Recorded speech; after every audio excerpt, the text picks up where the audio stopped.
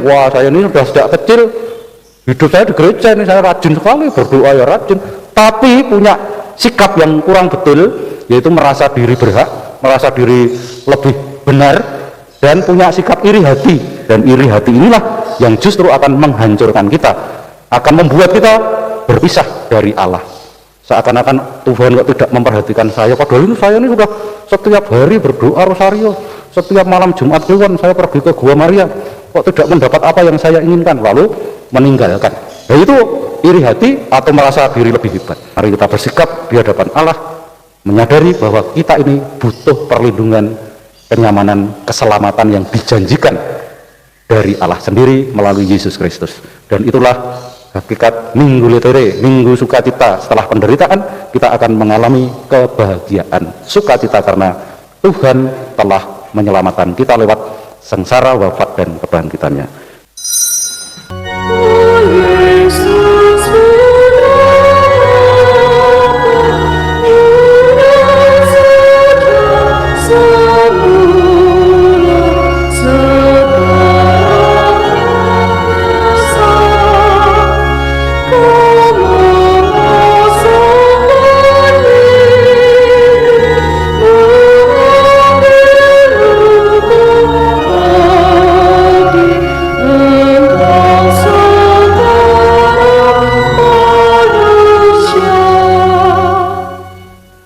Dalam nama Bapa dan Putera dan Roh Kudus. Amin.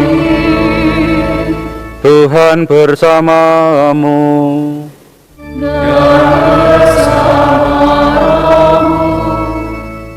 Bapak Ibu, saudara-saudari yang terkasih dalam Kristus, selamat pagi berkah dalam. Selamat pagi berkah dalam. Kita akan diajak pada Minggu Prapaskah yang keempat ini sebagai Minggu Sukacita atau Minggu Lethere untuk mengenang, merenungkan, dan juga merasakan kasih kebaikan Allah Bapa yang begitu sempurna, tanpa batas, tanpa lagi memperhitungkan kesalahan-kesalahan kita.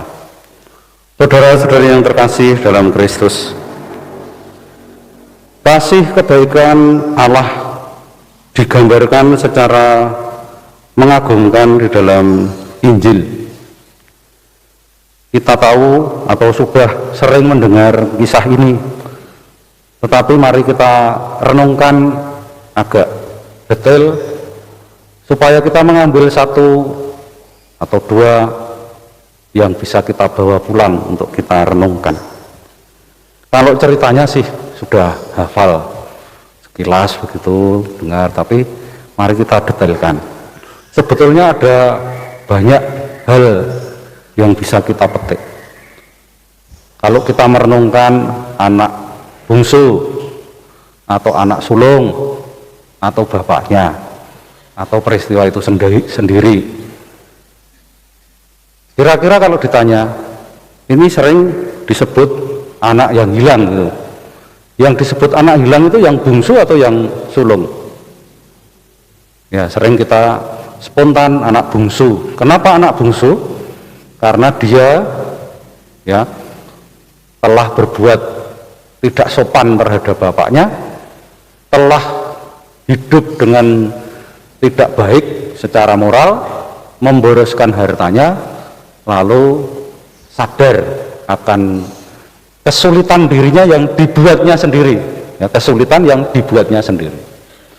Tapi sebetulnya yang disebut hilang dalam konteks hubungan Allah dengan manusia itu dua-duanya berpotensi hilang, yaitu hilangnya ini kalau yang bungsu ini secara vulgar, terus terang atau kasar gitu, tapi anak sulung ini juga berpotensi hilang, hanya hilangnya lebih halus. Nah, maka kita bisa berada di dua situasi itu. Hilangnya anak bungsu ini karena tadi sudah saya katakan, lebih karena dia dari keadaan berada di rumah bapa meninggalkan bapaknya. Nah, ketika meninggalkan bapaknya ini ternyata harta kekayaannya ini tidak mampu menjamin dia untuk hidup. Ini poinnya adalah di situ. ketika meninggalkan bapaknya dengan mengandalkan pikirannya, mengandalkan hartanya, dia punya pendapat barangkali saya lebih bebas, ternyata tidak. Apa yang didapat? Bencana kelaparan, dan untuk makan saja tidak bisa, hanya ampas babi. Nah, dia kembali lagi. Ini yang menyelamatkan. Dia sadar lalu pulang, meskipun dia tidak ingin disebut anak lagi, tidak masalah, tetapi ternyata dalam situasi itu dia punya pikiran, kalau aku bersama dengan bapak di rumah, meskipun aku ini hanya pekerjanya, saya tidak akan kelaparan, saya akan terjamin.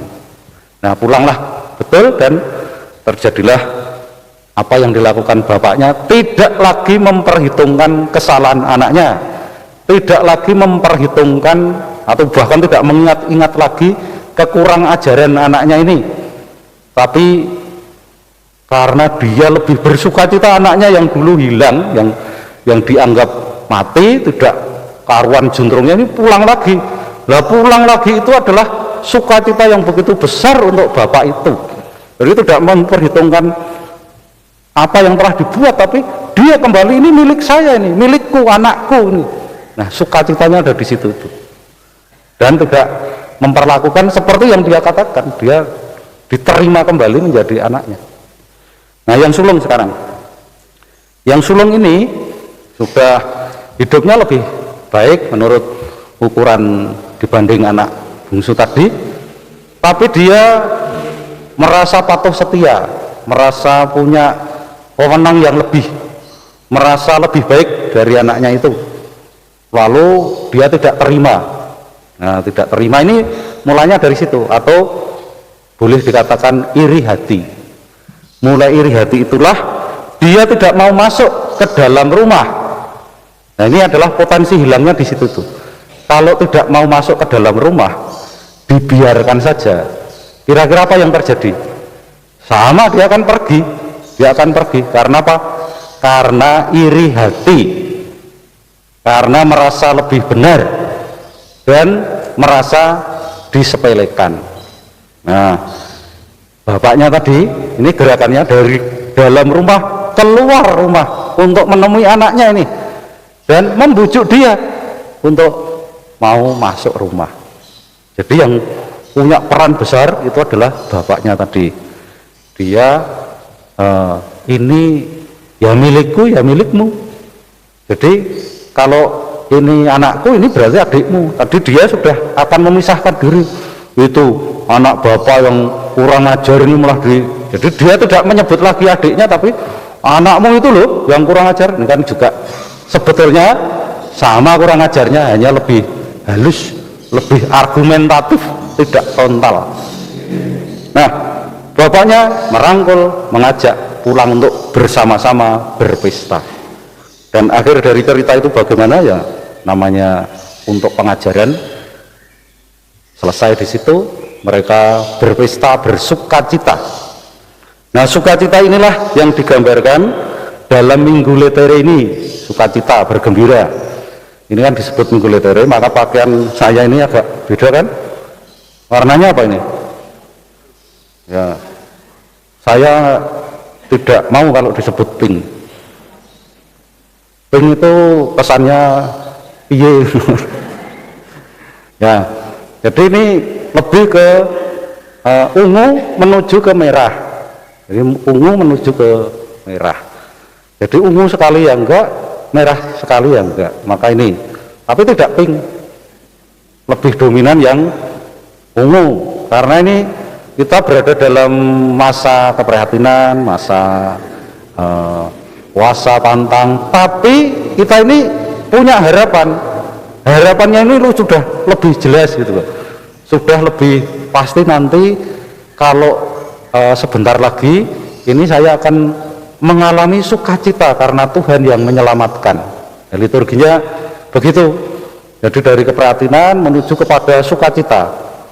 Sehingga gambaran simbol-simbol liturgi ini, kita ini sebagai orang beriman, kalau berada dalam situasi penderitaan, situasi susah, situasi tidak berdaya, kalau kita menghayatinya di dalam kita tempatkan dalam iman kita di hadapan Tuhan, maka meskipun kita susah, meskipun kita menderita, kita itu punya harapan, tidak putus asa gitu. Jadi penderitaannya orang beriman itu masih lebih punya daya daripada orang yang tidak beriman sama sekali. Dia putus asa. Kalau orang putus asa bisa mengakhiri hidupnya.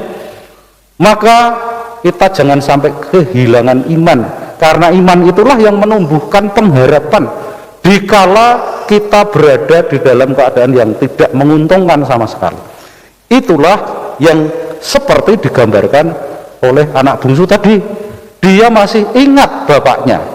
Nah, kita jangan sampai justru jatuh seperti anak sulung yang karena kita merasa sudah sering, wah saya ini sudah sejak kecil hidup saya di gereja ini, saya rajin sekali berdoa ya rajin, tapi punya sikap yang kurang betul, yaitu merasa diri berhak, merasa diri lebih benar, dan punya sikap iri hati.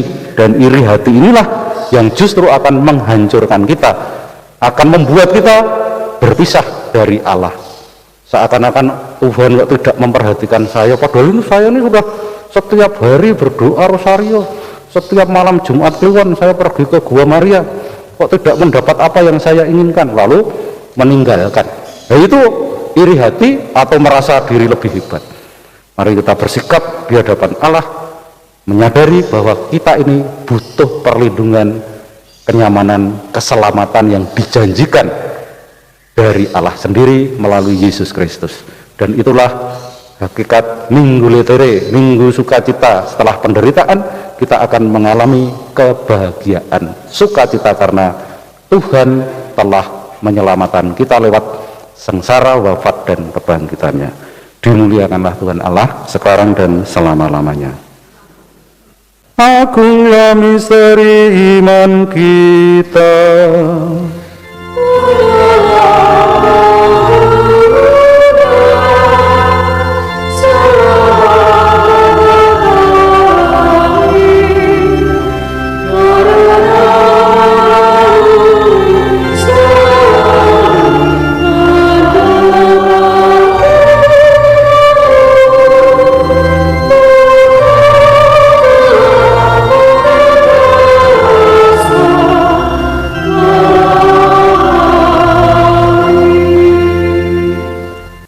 Tuhan bersamamu.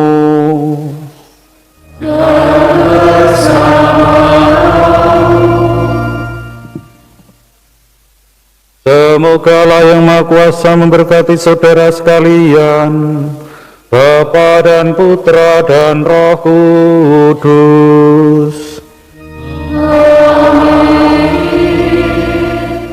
Saudara-saudari, pergilah, misa sudah selesai.